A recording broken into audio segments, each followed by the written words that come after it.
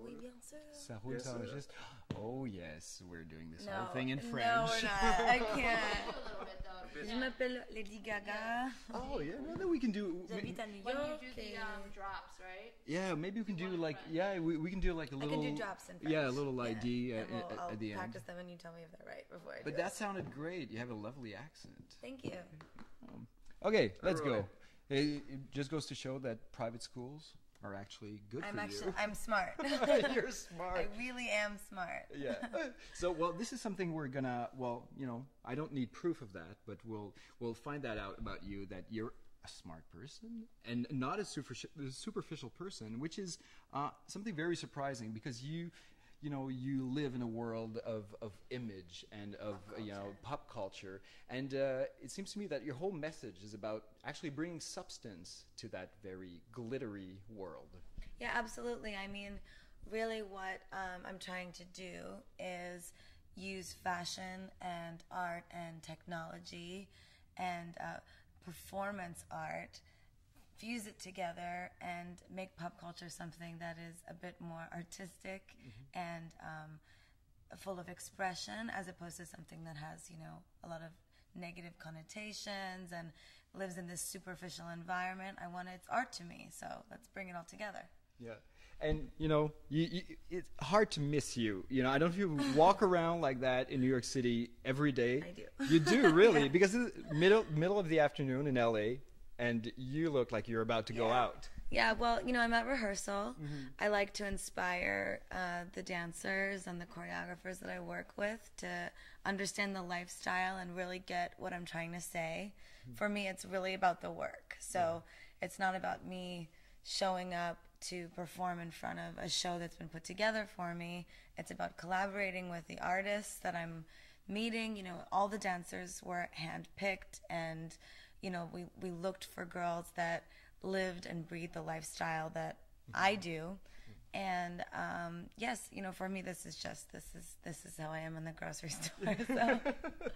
You make it hard for yourself, like for people to actually take what you say seriously. Right. It takes getting past the outfits and all. Absolutely. So. And you have to you almost need to be 8,000 times better at what you do, because it has to funnel through mirrors and sequins and panties, right? Because the stigma is that if you dress a certain way, you're not smart or you don't really have anything to say, when really it's quite thought-provoking and it's conceptual. I really have thought about everything, and every outfit is, it's meant to say something about me. And not only have you thought about it, you actually make a lot of your clothes. Yes, I actually made this. I didn't make this, but I put a lot of things together, and it's just another way for me to express myself. Something that I really want people to know about this record, the fame. The concept of the album is self-proclaiming your own fame. So I make the clothes. I designed the stage show with Laurieann Gibson. I, do the art direction for the album cover with everyone. Everything is me working with everybody. It's not manufactured. Yeah. So, and that's really where the concept of the record comes from, and it's where I really live. Yeah, the idea of the fame, and you say you self-proclaim it, so it's self-empowering. It's about you. It comes from within. But you can't really have fame without other people watching. Like, you need the media, you need the regular fame. I don't really agree with that. I think that fame is it's a way of empowering yourself and defining yourself in everyday life, whether you're beautiful and dirty rich or you have nothing, so it's really just about knowing yourself down to the kind of eyelashes you wear on your eyes or not.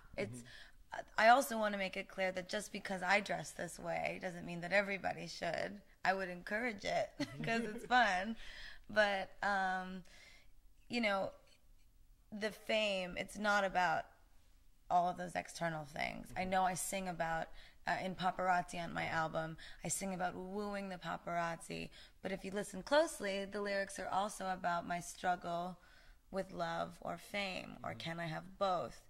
And when you encroach upon the media and this becomes a part of your life, does that rob you of your ability to love or receive love? It's the album's not, black and white. I mean, that's such a cliche thing to say, but it's not. It's got a lot of different meanings, and yeah. It's really interesting. You are from New York, obviously, and what you're telling me about fame, reminds me of the idea that Andy Warhol had back in the late 60s when he made the people that were around him superstars. He named them superstars, and they became superstars just because, they wanted to be. Yeah, it's about prestige. Yeah. It's about art. It's about deciding for yourselves in small groups, this is who I choose. Mm-hmm. This is who is great. This is what good art is. This is what we don't focus on. This is what is new, forward-thinking fashion. This is what isn't. It's not really about the world claiming it. That's what I'm trying to say, is if me and 10 of my friends decide this is our fame, what's powerful is if we can then get the world to believe it, right? Mm-hmm. If they don't, they don't. It's still our own. So everybody can, in their own circle, wherever they live, experience it. It's just about really applying our thoughts. And it's kind of like that. It's so funny. I saw The Secret, right? And The Secret's all about laws of attraction and putting things out into the universe. And that's what I'm about. It's like I'm almost a con artist. I've my whole life walked down the street and people say, do I know you? Or who are you? Or I had a paparazzo the other day said, am I missing something? Yes, he is. Yes, you are. You are. But it's interesting because I'm really not there yet, right? And that's not really the ideal goal. But the goal is for this to always be a real full execution of what my vision is about how people should express themselves.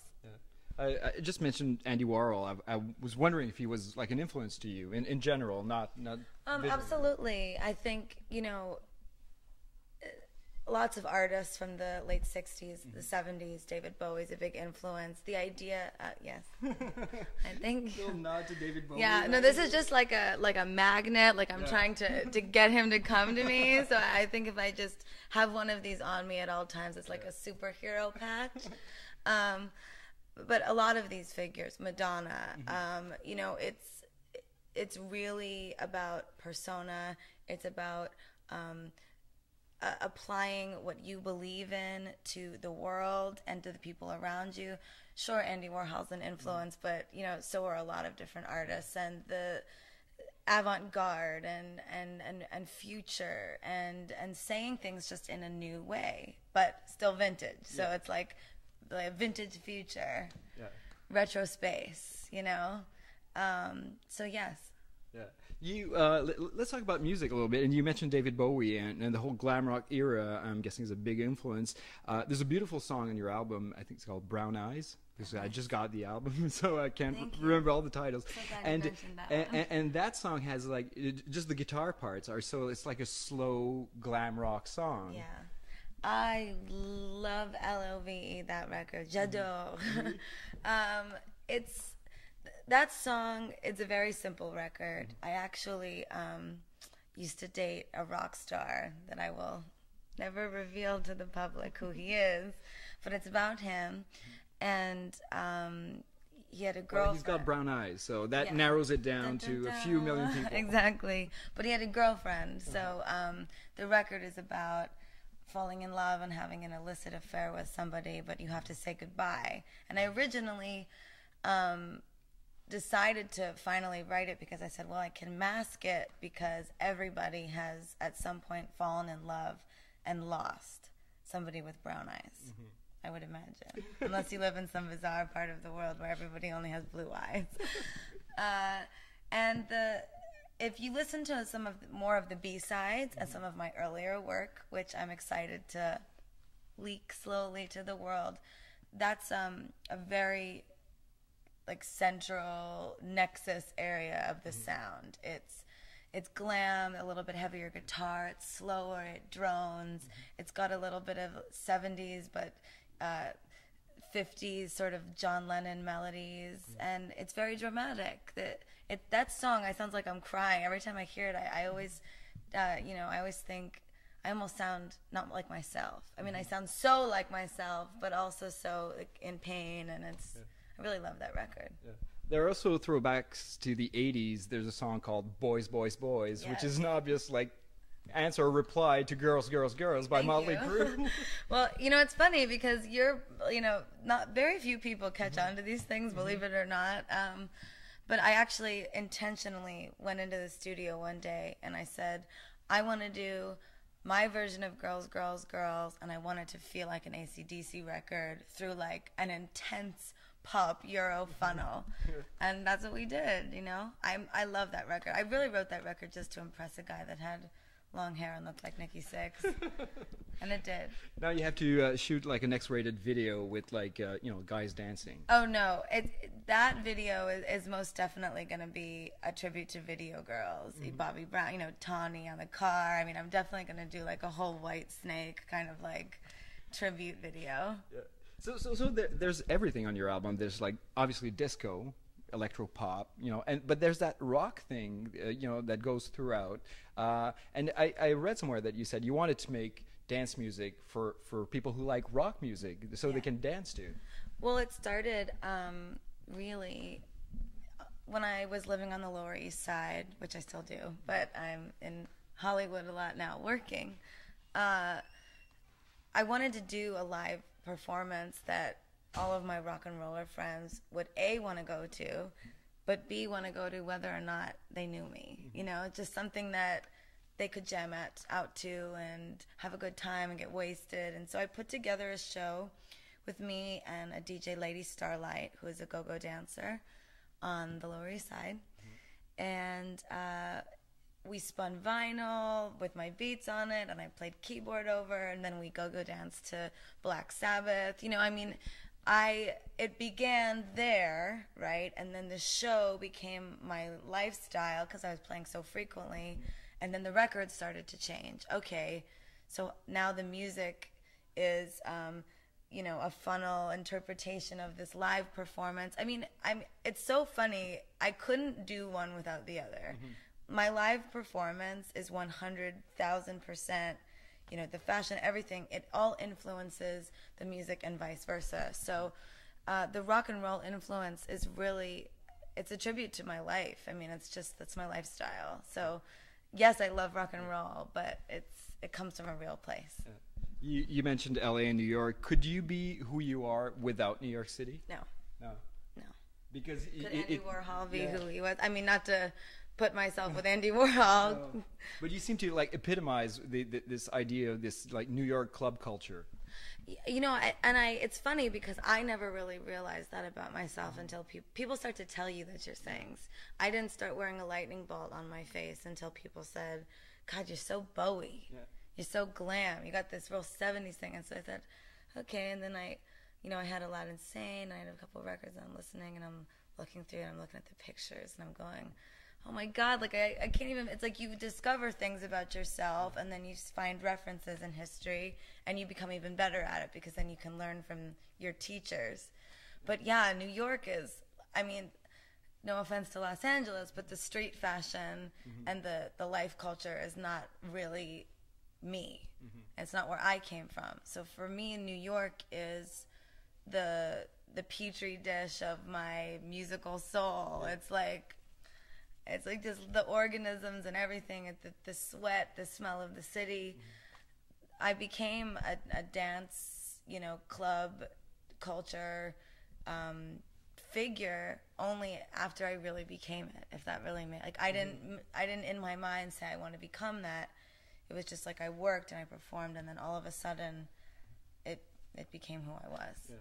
It's really funny because there is a throwback to that whole Studio 54 heyday thing. Yeah. You weren't even born in the late 70s, early 80s when Studio 54 was the it place. 86. Yeah, no, but so do you think you romanticize that era, or you? I'm in my mind, yes, I'm a romantic for people who live and breathe their work in that way, because it's so funny. People say, is it all about the music with you? Because, you know, it's so much about the fashion, and so much about the live show, and so much about the glamour and the concepts. And it isn't just about the music, and it won't ever be. It's about everything. It's about living and breathing the work. Every piece of my show is perfectly choreographed and set, and we ooze every minute of it, and it's not to be manufactured, it's to have it be real. It's what these people, Alvin Ailey, like, everyone spent years and so many moments of their life on just these performance moments, and that's what I want to do. I want it to be about the work. I want it to always be about how much I rehearsed for that show, and how much I thought about that record, and how much I live and breathe and dress, and you will never catch me at the coffee shop in my pajamas because I sleep like this. You know? In closing, because you were talking about rehearsing, and this is something you have to do now. Gotta get out of here. Since we're a music television station, I'd like you to say a few words about your video for Just Dance. Did I see Akon in the video? He's there. Akon's there. I'm actually signed to a few different labels within Interscope. I'm signed to Streamline Records with Vincent Herbert. I'm signed to Con Live, which is Jimmy Iovine and Akon's label, and then I'm signed to the umbrella of Interscope. Akon's been incredible. He, we connected when I became a part of the Interscope family, and he just really dug what I was doing, and we got together. We did records with an incredible producer, Red One, who I tribute so much of everything to, because he really let me be myself. Something about me that a lot of people may not know is that every track on the album, every note that was played was with me, for me, or by me. I was a part of everything. There were no tracks that were sent to me to write, or I didn't go through banks with producers of work that they'd done. Everything was made and crafted for this album, and I wrote every word on the record, every melody. It's all me. So and Akon's been amazing. He's been great. I just realized we got a little sidetracked, because I was going to ask you about the video, and I just said, oh, he's in the video, but of course he's a big part. But tell us about the Just Dance, because it kind of gives us an idea of who you are, all the clothes, all the fashion, and the Great party video. attitude. Love the video. Yeah, the videos, it's an ad for my life, in video, in motion, on ice, It's just, I really love it. We did it with the director, Melina. She did the Snoop Dogg video. The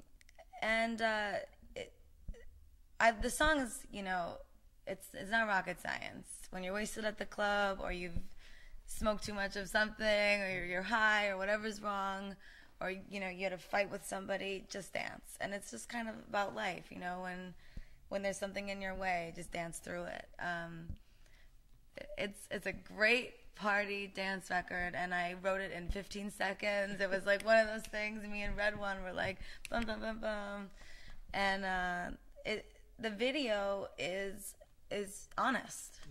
I've seen a lot of videos that they try to be something, but I literally was like, I don't want to do a dance club, because that's not what we do in New York. We have house parties, and there's maybe 20 people maximum, and we all know each other, and we talk about music, and we drink, and when we dress up, we're dressing up for ourselves and for each other, not for who we're trying to pick up at the club. And I really wanted the lifestyle and where I come from to just be honest. Please don't let LA corrupt you. Oh, no. Well, I will tell you what I like about LA. People really want to work out here. There's no laziness. And it takes a lot of hard work to do what I do. And even though I write party music, I party very little recently. It's like when I do, I really go in. But it requires a lot of hard work and discipline and love of your craft. So I'm good out here. The sun's doing me well. It's good for my skin. But I go back to New York all the time to, fill my scrapbooks and my brain with creativity because it's my home. Okay, so now we're going to give you like 5 seconds to brush up on your French, but you don't have to do the whole thing in French. But we're doing, since I was doing this little promo trip and going back to Montreal, we're just going to do a little teaser with all the artists that we've met, with everyone just telling us what their summer is going to be like and telling us about their upcoming record or video or anything. And no.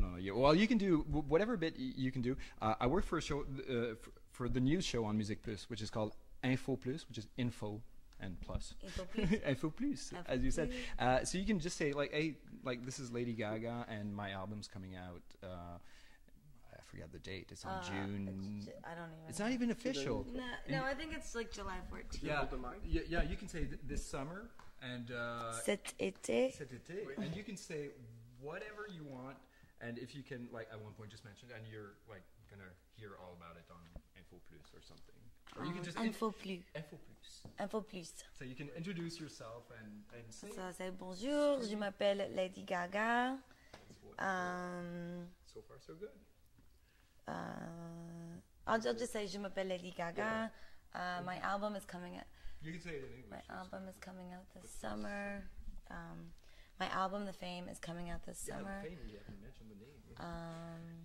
With my first single, Just Dance, and I will be touring.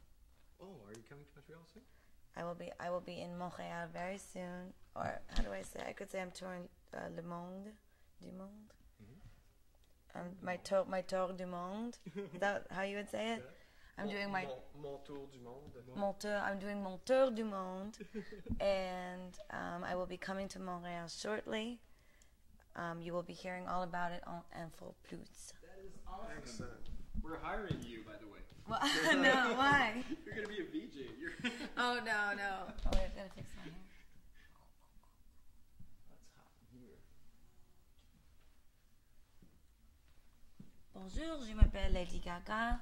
My album, The Fame, is coming out this summer with my first single, Just Dance, and I'm beginning mon tour du monde. You will be hearing about it. You will be hearing about it soon on Infoplus. Okay. I'm rolling. Bonjour, je m'appelle Lady Gaga. My album, The Fame, is coming out this summer with my first single, Just Dance. I'm beginning my tour du monde, and you will be hearing about it soon on Infoplus. Super. Do you want me to do anything else in French? Do you want me to say like merci beaucoup, Infoplus? Oh, yeah. It could be like for the end, like. Okay. Well, it's always good to end our little piece. J'adore mes amis à Infoplus. I love C'est bon. Merci beaucoup. Okay.